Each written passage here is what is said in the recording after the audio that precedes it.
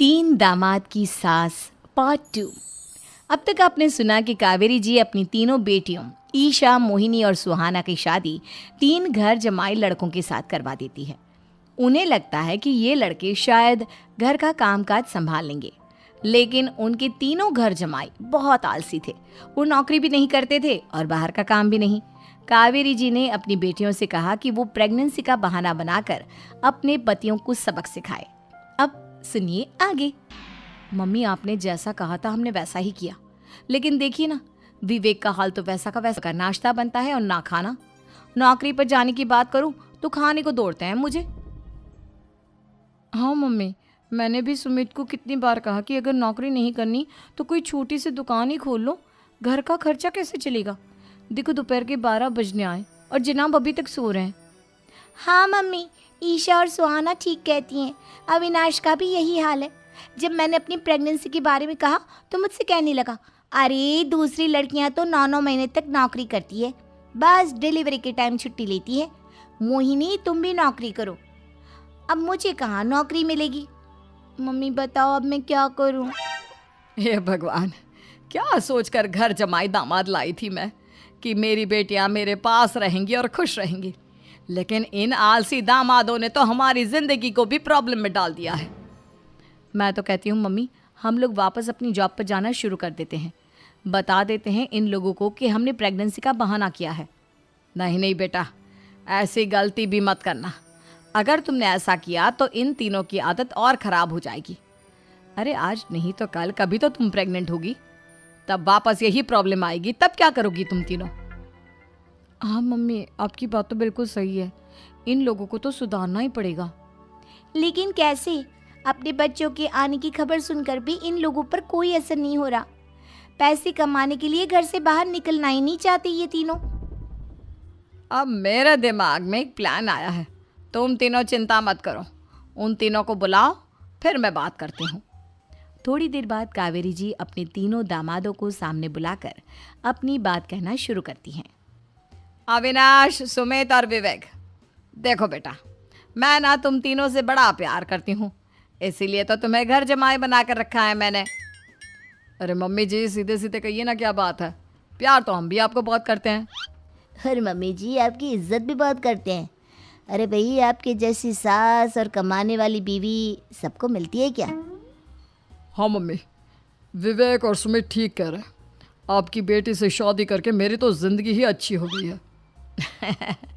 जानती हूँ मैं, और ये भी जानती हूँ कि तुम तीनों अपने अपनी बीवियों से बहुत प्यार करते हो। बेटा, बात ऐसी है कि हमारे कुल गुरु ने कहा है कि प्रेग्नेंट होने के बाद मेरी तीनों बेटियाँ शुरू के 4 महीने हमारे गांव में जाकर रहेगी, जहाँ मेरे चाचा जी रहते हैं। अरे लेकिन क्यों मम्मी, गांव में जाकर रहने की क्या ज़रूरत है इन तीनों को। वो क्या है ना बेटा, हमारे परिवार को एक श्राप है। अगर मेरी बेटियों ने यहाँ पर बच्चा पैदा करने की कोशिश की तो उनके बच्चों को कुछ भी हो सकता है। इसलिए अब से लेकर 4 महीने पूरे होने तक इन्हें गांव वाले घर में रहना पड़ेगा। हाँ तो इसमें प्रॉब्लम क्या है मम्मी जी? हम भी वहाँ जाकर रहेंगे, पिकनिक मनाएंगे। अरे भाई, बीवी जहाँ हम भी वहाँ। हाँ यार, आइडिया तो बहुत अच्छा है। शहर की ज़िंदगी में रह रहकर परेशान हो चुके हैं, अब कुछ दिन गांव में बिताएंगे। तुम लोग समझने की कोशिश क्यों नहीं करते। तुम में से कोई भी वहाँ नहीं जा सकता, और मैं यहाँ रहूँगी ना तुम तीनों के साथ। 4 महीने की तो बात है, उसके बाद ये तीनों ही लौट कर आ जाएंगी। ठीक है मम्मी जी, अब हमारे बच्चों का सवाल है तो ये तो करना ही पड़ेगा। कावेरी अपनी तीनों बेटियों को कुछ दिन के लिए घर से बाहर कहीं दूसरे शहर में रहने के लिए भेज देती है। कुछ दिनों के बाद, अरे मम्मी जी, बहुत दिन से पिज्ज़ा नहीं खाया, मंगवाइए ना। क्या बताऊं बेटा, पहले तो बेटियां खर्चा दे देती थी क्योंकि उनकी नौकरी थी, लेकिन अब तो मेरे पास पैसे ही नहीं बचे।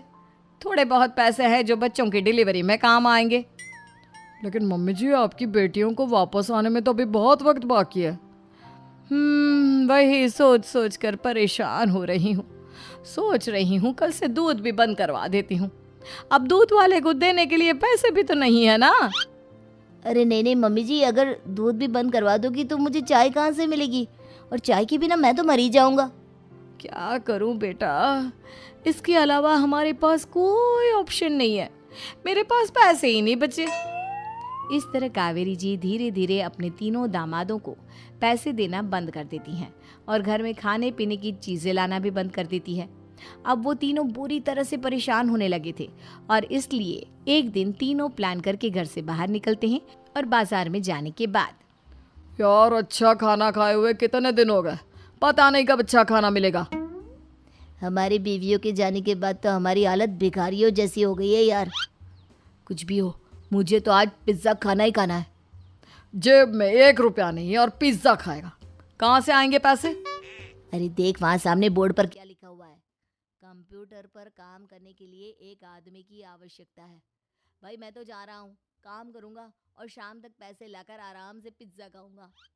जा जा, तुझे कोई काम नहीं देने वाला, हम तो घर जा रहे हैं। चल भाई सुमित और अविनाश वहाँ से चले जाते हैं और विवेक उस कंप्यूटर शॉप पर सारा दिन काम करके 5,000 रुपये कमा कर घर लौट कर आता है और अपने खाने के लिए अच्छी अच्छी चीज़ें भी लेकर आता है। ये देखकर विवेक और सुमित के दिल में भी कुछ पैसे कमाने की इच्छा जागती है। अरे सुबह सुबह कहाँ चल दिए तुम? मम्मी जी एक बहुत अच्छी जगह मिली है, कंप्यूटर पर काम करने के 5,000 मिले थे कल मुझे। अगर रोज़ काम करूँगा तो पूरे 40,000 की तनख्वाह। अरे वाह, ये तो बहुत अच्छी बात है दामाद जी, आपको जाना ही चाहिए। सुमित और अविनाश विवेक को इस तरह तरक्की करते देखकर परेशान हो जाते हैं और वो दोनों भी काम की तलाश में निकल पड़ते हैं। धीरे धीरे उन दोनों को भी काम मिल जाता है। अब कावेरी के तीनों दामाद छोटी मोटी नौकरी करके अच्छा पैसा कमाने लगे थे। एक दिन कावेरी उन्हें अपने पास बुलाती हैं। अरे वाह, विवेक 40,000 कमा लेता है, अविनाश 60,000 और सुमित तुम भी 40,000 के आसपास कमा ही लेते हो। कुल मिलाकर तुम अच्छे खासे पैसे कमा रहे हो बेटा।